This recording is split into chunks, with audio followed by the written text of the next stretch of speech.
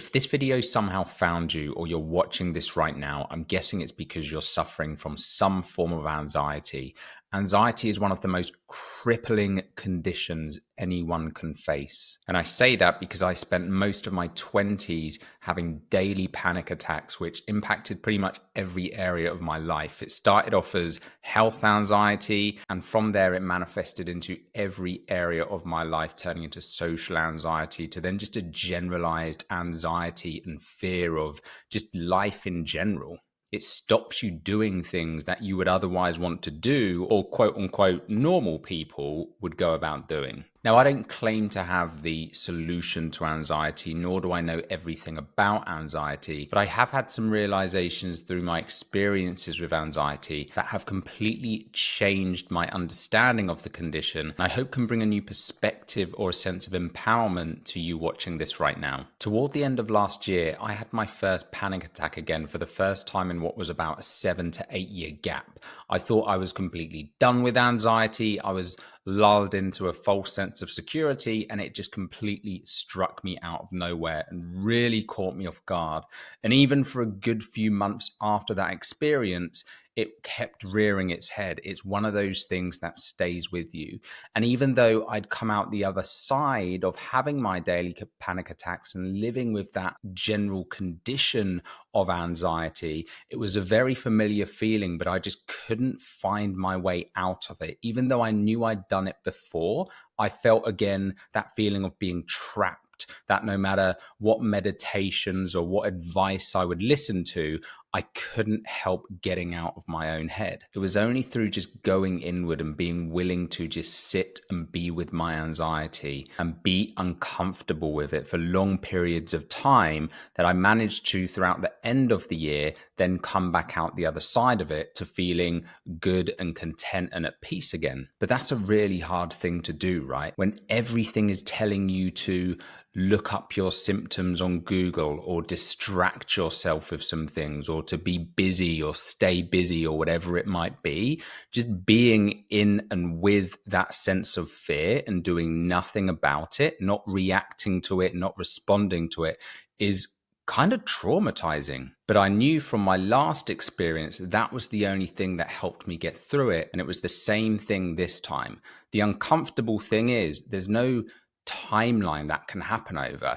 I knew that it might take a day, it might take a week, it might take a year, maybe it would take several years. You just don't know. And this is the trap that you can often get into by wanting it to happen quicker, by applying timelines to getting outside of whatever it is you're experiencing. You're adding and compounding onto that anxiety and creating even more anxiety. It's a vicious cycle, because it's made me realize we never really completely heal ourselves or get over any condition or ailment. It's always going to be part of us. Like, our brains have these emotional centers, they have these feelings, anxiety and fear being one of them. It's a perfectly normal and rational response. However, there are situations in these hyper stimulated worlds that we live in where things are going to get triggered. The chemicals in our mind are being hacked by everything: foods, drinks we consume, the media, even the people we speak to sometimes. They can hack these pathways and the chemicals and the hormones that are released in our bodies and our brains and make us feel things and feel irrational fears and feel these symptoms of anxiety that can then stick with us and get us into these cycles. And another thing that I learned from my last experience with anxiety is that creating a sense of identity around anything can be an extremely dangerous place to be. Because if you do come out of your anxiety, or you do come out of anything, let's say you want to quit drugs or quit drinking, if you do happen to relapse and you've now created this sense of identity around someone who doesn't do those things anymore, in that moment you've relapsed, not only have you relapsed, but your entire sense of identity is shattered, which is going to make you even more susceptible to whatever it is you have relapsed to. And therefore, it's going to be even harder to get out of that thing again. So instead of creating this sense of identity or this big sense of meaning around curing or healing this thing. Just know that you will never be fully cured or healed from anything, and nor do you need to be. We live in this constant state of change. Everything is always changing, evolving, and moving. As cliche as it is, it's like that Bruce Lee quote of be like water. If we can learn to just be with the changing tides of life, we're going to be so much more at peace and able to change and respond when these things do happen. But reflecting back on this whole experience recently, one of the things it's made me realize about anxiety is that it just shows and demonstrates this almost undeniable proof of our power. The fact that our minds can make us feel something that is real. And it can sometimes feel when you're experiencing anxiety that you're just losing your mind, that you're going crazy. But that's not true. The symptoms you're feeling are very, very real. Your mind is literally creating physiological changes in your body. Your blood pressure is increasing. Your heart rate is increasing. You can hyper focus on specific areas. You can experience numbness, pain, sensations that you've never even experienced before, which can be incredibly frightening. And these are all real things that your mind is creating by creating these physiological responses in your body. And that just goes to show how powerful the mind is. The other thing I noticed as well is that when I was suffering from anxiety through my 20s, I was always ill. I had whatever colds, flus, anything that was going around. Because again, our mind has the ability to create this disease and these infections within the body. It makes us more susceptible to these things, but it can also create these things. The science of epigenetics is showing that our minds can literally trigger responses and change the way that our genes signal to create certain diseases within the body. But it's not only the inside that our minds end up impacting, it's also the outer world. During both these periods I've had of anxiety now, everything in my outer world would seem to be going wrong. People would be against me. Every situation I found myself in somehow seemed to go wrong. It does get to the point where it feels like you've almost been cursed because everything around you, everyone you meet, somehow something is out to get you. But again, touch wood, this year, now that I've been completely free from that feeling of anxiety, and again, seeing the other side of that, I've realized how many incredible things are just drawn to me like a magnet. And this is what I think people mean when they talk about the law of attraction. There's often this kind of perception of the law of attraction of being this thing where you just do some affirmations and things will happen to you. But no, it's more to do with how you're truly feeling inside. It doesn't matter what affirmations you say. If your core feeling is one of unease, anxiety, they are the experiences you are going to attract in your life. So if you are in that place now and you are experiencing anxiety, I want to leave you with two things. One, please do not beat yourself up about the way you're feeling.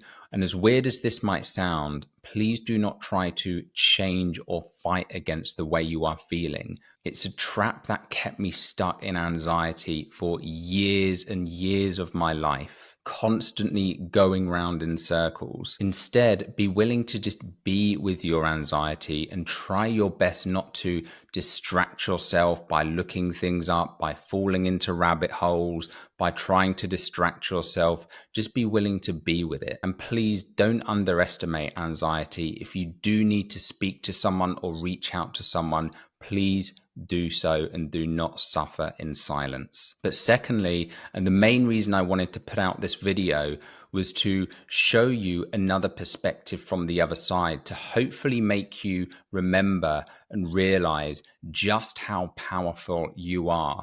This is one of the biggest blessings that I think anxiety has given to me, is it's made me realize just how powerful we all are as creators. We literally, within our minds, have the ability to create and to shape our own health. If you're in a state of dis-ease at the moment, if you're in a state of anxiety, that same power that created the anxiety can create a sense of joy, of well-being, of peace. But I promise you, you will not find it by trying to get rid of your anxiety in the process. You will only find it by embracing your anxiety and accepting your anxiety. It's only when we start to accept ourselves for the full spectrum of who we are that we can really begin to embrace every side of ourselves, the good and the bad.